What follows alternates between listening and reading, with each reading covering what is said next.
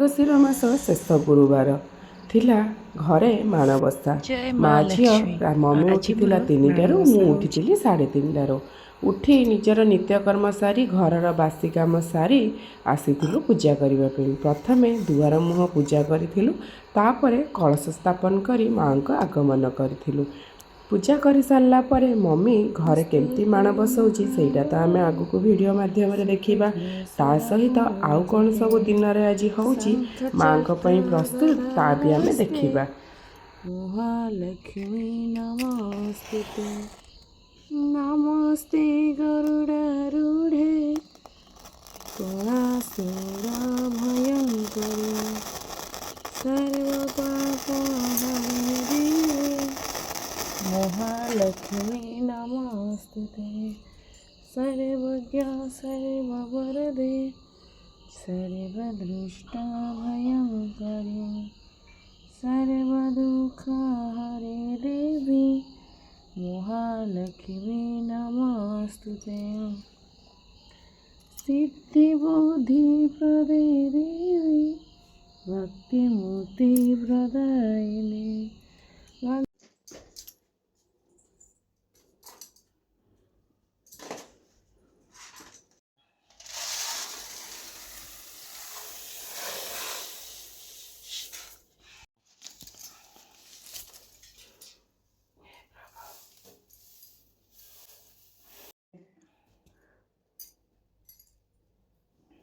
Mummy माँ को बसई सारे तो ये मु दुआरे कलश पूजा कर तो एबे मम्मी फल काटा आरंभ कर देछि। नना आसिले घरे होम करेंगे। कौन कहलु मम्मी? ना ना क्या ढोली उठला कि बसई सारा पर मम्मी ये सब फलमूल कटाकटी करुच्ची कारण होम हेले नना माँ पाखे सकाळर भोग लगेबे। आ जेहेतु आमर ठाकुर बाड़ी अच्छी ठाकुर बाड़ी की भी भोग जीव। आज जेहेतु ठाकुराणी पाଳି भी आमर अच्छी ठाकुराणी पाଳି की भी भोग जीव से मम्मी तार लगी पड़ी ता काम ये नना भी पलि आसिले होम करने आ होम भी आरंभ हो गला माँ पाखरे। ओम श्रीचते लक्ष्मी च पतना भरात्रे पासन के देवसुमजन सर्वलोकमय स्वाहा लक्ष्मी देव्यै ओम पद्मवासिनी पितुमी विष्णु धृमतन लक्ष्मी प्रचोदय स्वाहा लक्ष्मी देव्यै ओम पापज्ञान सरस्वती वाजपेयी वाजिनवती यज्ञमंत्रियावसु स्वाहा सरस्वती देव्यै ओम भूर्वस्व नमो नारायणाय स्वाहा नारायणाय उग्रवीर महाविष्णु जगन्नाथ सर्वतोमुख नृसिंह विष्णु भद्र मृत्यु नमाम्यहम्। होम सरी सारा पर ये आम ऊपर को पलि आसलु परिवापत्र कटाकटी करी माँ को दुई पहर पर लगी भोग प्रस्तुत करने।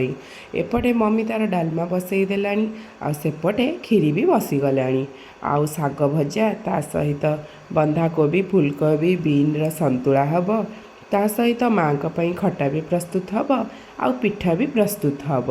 आउ जेहेतु दिन गोटे केते तक पूर्णमी रोचे बोली कहते तो सबु जिनस जल्दी जल्दी करी माँ पाखे भोग लगेबार भी अच्छी। एपटे धीरे धीरे काम गोटे गोटे सरिबार भी लगिलानी। मम्मी एपटे पिठा गढ़ा भी आरंभ करदेला आ से पिठा गढ़ीदब मु पिठा छाणीदेवी कारण मोटे पिठा भल गढ़ी आसेनी बोली। आ सबु पिठारू 5-5टी कहीं हुए मु तो सहीटा जानी आ जो मैंने जानी थे मत निहाती कमेंट माध्यम जनइबे। आ मु भी केबे मम्मी की पचारिनी भी कहीं 5-5टी पिठा तैयारी हुए बोली।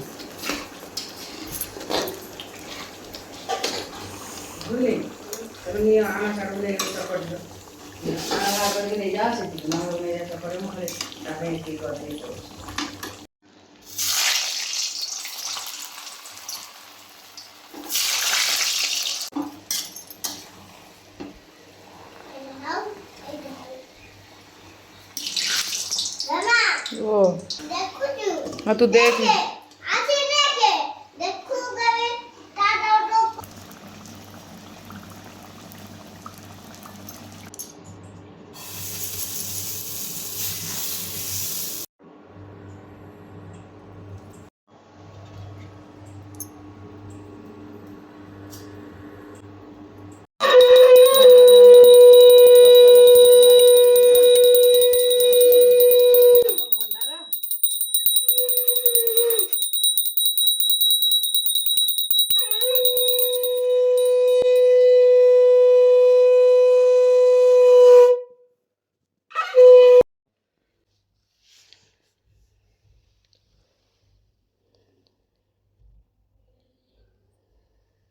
ଦୁଇ ପହରର ଲାଗି ଭୋଗ ହୋଇସାରିଲା ପରେ ମମି ଏଇଠି ସନ୍ଧ୍ୟାବେଳେ ଆଳତି କରି ମାଆଙ୍କ ପାଖରେ ଭୋଗ ଲଗେଇ ମାଆଙ୍କ ମାଣ ଉଠାଉଛି।